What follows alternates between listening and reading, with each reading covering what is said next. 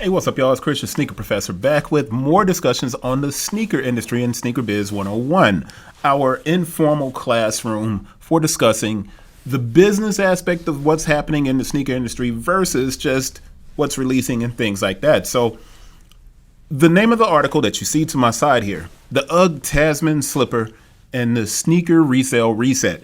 It's an interesting discussion because it's going to float into third-party discussions and what's really happening as far as resale is concerned. But let's start right here.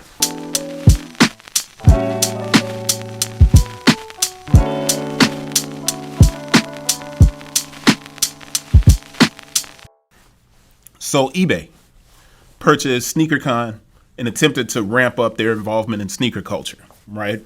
I've spoke with several industry consultants who all found themselves ghosted by eBay's sneaker GM and the team there. And it's clear that sneaker resale of premium and extremely limited footwear dominated the business plans of eBay. So they went with something that was more about being featured on Nice Kicks, being featured on Complex, having pop-up shops and things like that that cater to more high-end concepts of sneaker resale versus what they probably should have been doing. Now, those outside consultants with eBay attempted to move eBay towards a more controlled form of sneaker resale, and it was rooted in a combination of what the site already owned. eBay is extremely efficient at being a great arbitrage outlet. They always have been. There's so many different things that eBay offers that StockX or Goat or Grailed or any of these newer sites, TradeBlock even, there's so many things that it offers that eBay could have focused on, but they did not. They could have used that ability to move towards arbitrage and to mimic retail, and they could have done amazing things. So the pitches to eBay sneakers were taken, though, and they were placed in action with various websites and different influencers. But this is the problem. eBay never really understood the concepts that these consultants were pitching. I was one of those consultants, so I'm not going to act like I wasn't a part of this. Let's switch over from eBay to Stadium Goods. Stadium Goods was rocking, right? They were doing so well that the resale platform was acquired by Farfetch in a multi-million-dollar deal, and they opened a bunch of stores, and that happened over the years. And once again, you had consultants that attempted to work with the business and deliver strategies that were offered to eBay. But the team at Stadium Goods was doing so well, they couldn't see the end game that these consultants may have been pitching to the company. In 2021, Stadium Goods had stores in New York, Los Angeles, Miami, Chicago, Boston. And now when you look at it, Stadium Goods only has 2 stores. One's a retail and one's a drop-off.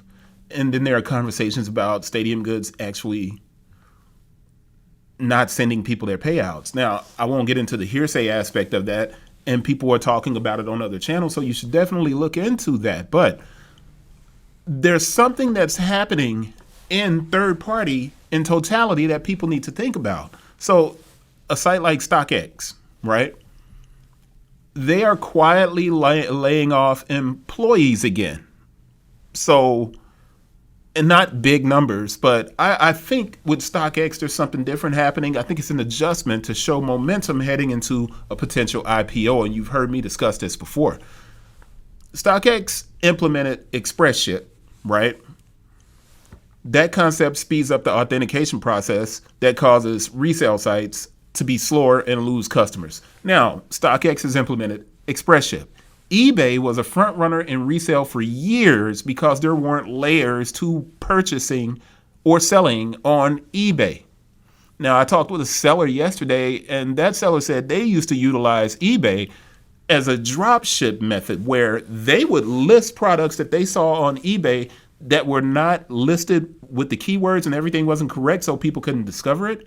They would list products, sell it, buy it from another seller, and have the seller ship it to the customer that paid for it through their site. Is that a good thing? Probably not. But that seller He was explaining an aspect of eBay that existed that made them better. But when eBay decided to copy StockX and add in authenticating or create or buy a SneakerCon and make it into the sneakerhead thing, they started slowing down the sales process for bigger sellers. Those bigger sellers started filtering off and going to different places. Now eBay sales are down on eBay sneakers. StockX is interesting because they did something a bit different. eBay focused way too much energy into trying to capture sneaker culture, right? And sneaker culture is no longer a culture. It's kind of devolved into what a person can sell versus what a person really loves about sneakers. So the sneaker culture aspect that eBay is attempting to capture, StockX doesn't necessarily deal with it completely, but that aspect of sneaker culture is kind of fading away with the old heads and the OGs like me who really love sneakers. The younger brand of sneaker culture people look more at what's selling versus what they like. That's problematic when you decide to become a sneaker culture site, and that's what eBay did. StockX, though, hasn't really floated that way. But all in all, these third-party platforms, right? These third-party platforms basically allowed COVID and that COVID bump to shape their businesses. Although I've kind of said continuously that sneaker resale and retail are both actually landing back to where they were in the 2010s. Sneaker resale has always been slowing down. You'll see all these things. The sneaker resale market is going to become $1 billion, $5 billion, $10 billion. You see all these different things. None of them really take into consideration what's actually happening. It's this idea that it's going to become this thing simply because there are so many outlets for it to sell on and that there's so much product being created. So naturally, if the sneaker market is a multi-billion-dollar industry, resale is going to become a multi-billion-dollar industry simply by default because all of that product is out there waiting to be marked down and resold, right? But let's really get into the facts of it. Sneaker retail has always been slowing down, but there were these disruptions that pop up which create temporary spikes, right? And those temporary spikes is where people begin to live and attempt to be resellers. What are those temporary spikes? The first big one, and I'm looking at the 2010s, eBay kicking off power sellers, and those sellers moved to Amazon. I was one of those sellers back then, and I was doing $500,000 a year, up to $700,000 a year. And eBay closed my account for something that was just whack. It didn't even make sense. I then had to apply for Amazon, and it took almost a year to get approved to sell on Amazon. But when it happened in 2010, actually it was 2011 when it happened for me, and I went over from eBay to Amazon, it was explosive from 2011 to 2013, man. It was incredible. But another one of those disruptions that happened, number two, Amazon removed Seller Central requirements and allowed a flood of counterfeits on their platform. That was in 2013. When it took me a year to get approved for Amazon and I had to have a website that matched all of these different requirements, Amazon got rid of those and it was just flooded with sellers. That's 2013. Now, three, Nike flooded the market with Jordan Brand, and then Adidas was on the rise. And this is around 2014, 2015, right? These little disruptions kind of make sneaker resale spike, and people think that something is happening that really wasn't happening. It was just a spike because of these changes. Four, the other change, the introduction of StockX Gold and Grailed in 2016, another spike moment. 2017, another spike. And I know this sounds like there was a lot of spikes, Chris. If this is continuously happening, then that's going to continue to happen. But it's not quite accurate. Resale was flattening out to back to what it was, and then these spikes happen, but they're not real spikes for everyone. It kind of deceives people who are just jumping in the market that don't really know what they're doing. So the fifth one was Nike introducing 270, Air Max 270, Nike React. Turbo X, 360 Flyknit, and the Jordan Remastered program. That kind of spiked it again. It's a little bit deceptive. Once again, though, we have to be careful. So the sixth thing was no fees by eBay, and that was in 2019. No fees by eBay. You had another jump of people going back to eBay to sell. Now, that no fee strategy didn't last long. They basically removed it within a year. COVID was a big reset.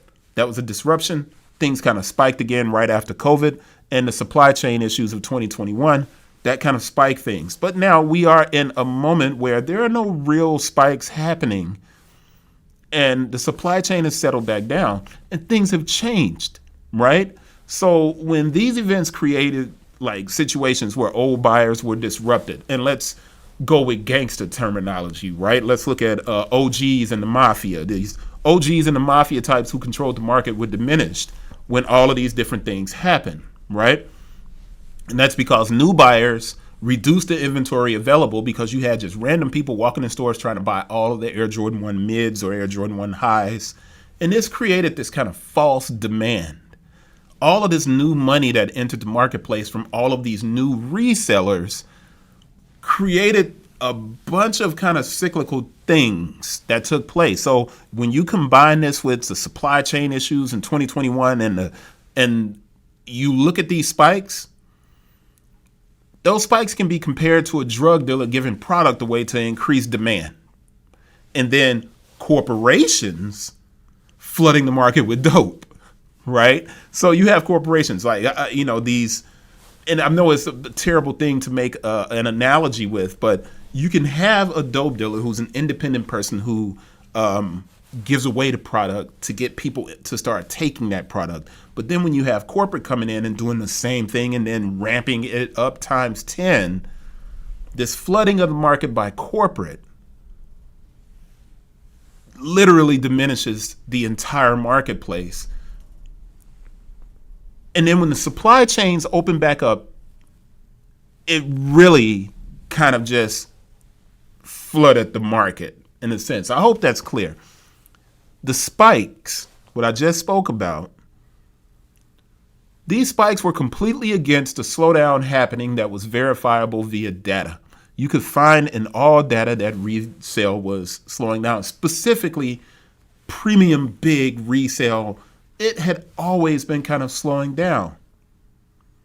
So when you start considering that the spikes really tended to be buyers buying from buyers, not customers buying from buyers, buyers buying from buyers, when consumers began to look at the promotional market and they started going out to these stores and seeing this stuff on sale, the consumers became more patient.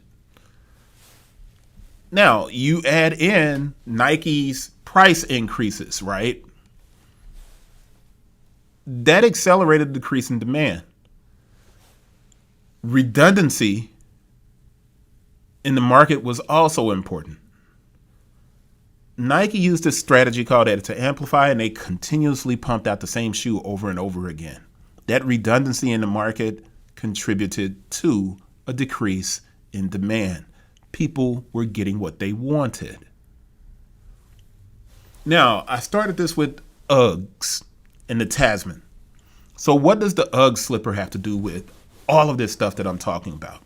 In StockX's most recent monthly report, UGG replaced Nike as a top 10 darling in resale. Now note, I didn't say they overtook Nike. Nike still dominates the top 100 sneakers sold on StockX. The top 10 to 20 of sneaker sales typically has always been a mix of Yeezy slides, Nike, and Jordan kicks.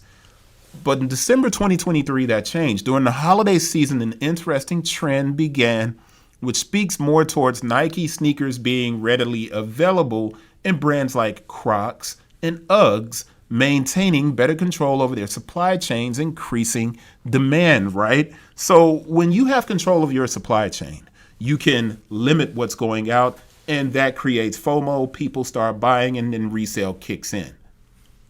That's how it typically works. So you have to ask yourself the question, If UGGs was able to do this and limit production, does this mean all Nike has to do is slow production and the consumer will begin to have FOMO once again as it relates to Nike? I don't think so. What this push by UGG does show is buyers have more than enough Dunks and Jordan 1s they have accumulated, and they are looking towards comfort first. Now, that doesn't mean that Nike shoes aren't selling. Not at all. On the contrary, Nike shoes are still moving pretty doggone well. There isn't a lot of resale value. So all of these third-party sites, your Stadium Goods, eBay, Grail, Gold, StockX, all of these platforms are starting to settle into looking like retail as it relates to sneakers. They're looking like retail. Now, I have this chart here, and I want to open it in a new tab because I'm going to go to it so we can look at it real quick. And it shows you the top 10, 20 shoes selling on StockX. And this list of top 20 shoes, you notice UGG is 1, 2, 5, 6, 8, 10. You keep going down. 13, 15. UGG is completely dominating the market. Now, this has to be taken with a grain of salt because when we look at it and we see that the retail price is $100 and the price premium is $33 above that, a lot of these Tasman slippers, the price has been increased. So StockX has the wrong price on here. Is it really 33 above? That doesn't matter. You know that these are selling more than anything else and they have a high demand. But this is in complete contrast to what StockX has looked like for years. Nike Dunks dominated this list. It still is. There still are a couple of Nike Dunks on the list, but the only real Nike shoe in the top 10 is the Reverse Grinch. And that Reverse Grinch, if you go and look at it, interestingly enough, there's not a lot of sales on it because most of the people who got the Reverse Grinch got it to keep it. Now, when we look at this list, right? Like I said, the only standout in the top 20 is that Reverse Grinch. That shoe was limited and most people who bought them kept them. Now that's what's making the price premium for those who are flipping it. But when you take a closer look, right, at this list and you look at the Dunk Cacao at number 12 on the list, it becomes evident that the price increases by Nike are affecting everything because StockX has the wrong price. It's the incorrect number for that shoe. Nike's price increases are affecting everything. That Dunk Cacao retails at $115 now. Not $100, not $110, $115. So the $17 price premium that you see in this list for the Cacao, which is at number 12, is only a $2 premium. That's not a premium. Because after fees, it's a wrap. You're not making anything if you're selling that and you bought it from retail. The Nike Dunk isn't an arbitrage sneaker. That means that it's never on sale. So you're not getting it at a cheap price. So Nike's price increases, though, haven't slowed the sell through of their sneakers, which you see when you look at this and you see that those Dunks are still selling in the top 20 and throughout the top 100. There's just no profit involved in it. Now, that brings us back full circle. Stadium Goods. They built their business on consignment with Dunks and Jordans. As buyers began to be more thoughtful and they looked towards other brands like New Balance and Saucony, these fans had options. Those brands, though, New Balance and Saucony, intentionally make fewer sneakers than Nike because they can't manage the inventory increase if the market shifts. Understand what I'm saying here. New Balance and Saucony with certain shoes have resale value, but not many of the sneakers actually sell in resale. I know that sounds confusing, but if you look at a shoe like the J-Tips, remember those who front it, right? That shoe, as a matter of fact, we'll open it up and go and check this out and see if I have it in a recent view, and I don't. and I'm going to do a quick search, those who fronted. Remember those who fronted. And my size is 13. I'm going to change that to all. And then I'm going to scroll down here to the bottom so you can see how many sold in the last year. 515 pairs sold. That is not a big number. 515 pair over a 12-month period on StockX, right? I should probably do the same thing with eBay and pull it up on eBay. And let's see if, well, that will take too long. The people that are buying that shoe are more than likely buyers buying from buyers. And that's what's elevating the price. 515 pair in a year, not a lot of shoes. Not a lot of shoes, not at all. Now, the abundance of Jordan 1s in inventory made it that Jordan 1s became less valuable. Buyers stopped buying from buyers. And this leads to what's called the greater fool theory. The greater fool relies on the next person to buy. The last person to purchase, if they can't find a buyer to buy, they become the greater fool. Stadium Goods, in a sense, is not built on the greater fool theory, but it is built on a business of consignment where the majority of inventory that they were probably carrying simply became less valuable and they had to close all of these locations. 2023 is a big reset. The consumer has been trained throughout 2023 that patience is a virtue, which means eBay's overinvestment in the sneaker culture is problematic for them. StockX is probably the best suited to weather the changes because they've been making an effort to address their deficiencies. They are focusing on women's footwear offerings. They are focusing on under 100 marketing. They are advertising during sporting events. Stadium Goods and resale sites who are not able to interact with retailers are in a difficult position. Does that mean I'm saying StockX can engage with retailers? They can secretly. Managers, people at stores, they can actually sell the products from their stores on StockX without any repercussions. And then they can kind of generate income in that way. Am I saying that's happening? No, I'm not. Stadium Goods can't do that. Not really. A lot of these resale sites that you see, a lot of these businesses that are going out of business, they are not able to. You had resale shops that were opening in the mall 2 doors down from a Foot Locker. And on the release day, they would walk down the Foot Locker and try to buy everything and walk back down and sell them in their stores. That's over. So you see a lot of these places shutting down. Now, GOAT, interestingly enough, is connected to Foot Locker and Flight Club, and Flight Club is connected to GOAT and to Foot Locker. You have a loop that's happening there that could be possibly saving GOAT. GOAT is also interesting in that you tend to make a little bit more money on GOAT if you're selling there. But that Foot Locker connection is potentially a saving grace for a GOAT and Flight Club. But you also have to think about the fact that Foot Locker had to close Atmos in the U.S. That's another story that has to be looked at, but it fits in line with what we're talking about. This UGG Tasman Slipper isn't a harbinger. It's not something bad. It's a verification that the consumer is opening up to other footwear styles. It's a good thing for a company like Birkenstocks. It's a good thing for other companies who are taking advantage of the moment. I tend to think most companies don't take advantage of the moment.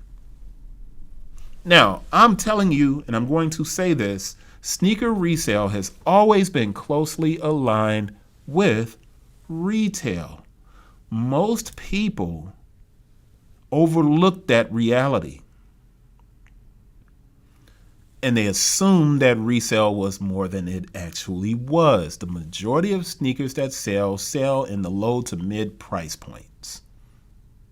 I've been saying that for years. But I think now, more than ever, starting to become clear. Am I right about that? Sid, it's Chris, your sneaker professor. I appreciate you guys who watch these long videos. I'll keep doing them. Even if the views are only at like 10 or 15, I don't care, man. I appreciate those of you who like a more in-depth conversation. Please leave questions in the comments. Subscribe to the station. If it grows, awesome. If it doesn't, I'll continue to teach and drop science because that's what we do. I'll see you guys on the next one. Peace.